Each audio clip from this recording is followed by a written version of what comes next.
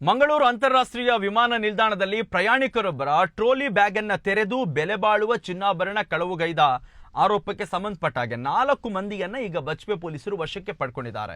ವಶಕ್ಕೆ ಪಡೆದುಕೊಂಡವರೆಲ್ಲರೂ ಕೂಡ ವಿಮಾನ ನಿಲ್ದಾಣದಲ್ಲಿ ಲಗೇಜ್ ಲೋಡ್ ಅನ್ಲೋಡ್ ಮಾಡ್ತಾ ಇದ್ದವರು ಅಂತ ತಿಳಿದು ಬಂದಿದೆ.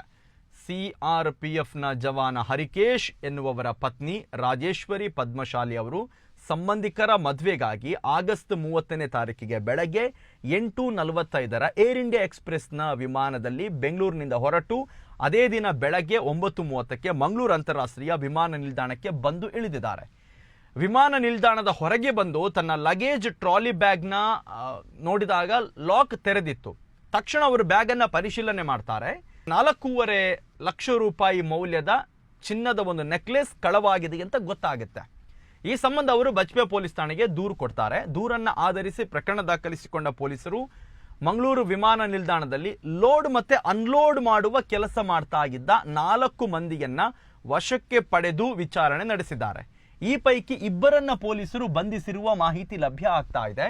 ವಿದೇಶಗಳಿಂದ ಬರುವ ಹಲವರ ಲಗೇಜ್ ಬ್ಯಾಗ್ಗಳನ್ನ ಅಕ್ರಮವಾಗಿ ತೆರೆದು ಅದರಲ್ಲಿದ್ದ ಚಿನ್ನಾಭರಣ, ಮೊಬೈಲ್ ಫೋನ್ ಸೇರಿ ಬೆಲೆ ಬಾಳುವ ವಸ್ತುಗಳ ಕಳವು ನಡೆಸ್ತಾ ಇದ್ದಾರೆ. ಈ ಬಗ್ಗೆ ಪ್ರಯಾಣಿಕರು ವಿಮಾನ ನಿಲ್ದಾಣದ ಅಧಿಕಾರಿಗಳನ್ನ ತರಾಟೆಗೆ ತೆಗೆದುಕೊಳ್ತಾ ಇದ್ರು. ಇನ್ನೂ ಕೆಲವರು ಪೊಲೀಸರಿಗೆ ದೂರು ಕೊಡ್ತಾ ಇದ್ರು. ಸದ್ಯ ಅಂತಾರಾಷ್ಟ್ರೀಯ ವಿಮಾನ ನಿಲ್ದಾಣದಲ್ಲಿ ಲಗೇಜ್ ಬ್ಯಾಗ್ಗಳಿಂದ ಕಳವು ಮಾಡುವ 2ರನ್ನ ಪೊಲೀಸರು ಬಂಧಿಸಿದಂತಾಗಿದೆ. ಅಂದರೆ ಇದರ ಹಿಂದೆ ದೊಡ್ಡ ಗ್ಯಾಂಗ್ ಇದೆನಾ ಅಥವಾ 3-4 ಜನನೇ ಸೇರಿಕೊಂಡು ಈ ಕೃತ್ಯವನ್ನ ಮಾಡ್ತಾ ಇದ್ರ, ಇದೆಲ್ಲವೂ ಕೂಡ ಪೊಲೀಸ್ ಇನ್ವೆಸ್ಟಿಗೇಷನ್ ನಿಂದ ತಿಳಿದು ಬರಬೇಕಾಗಿದೆ.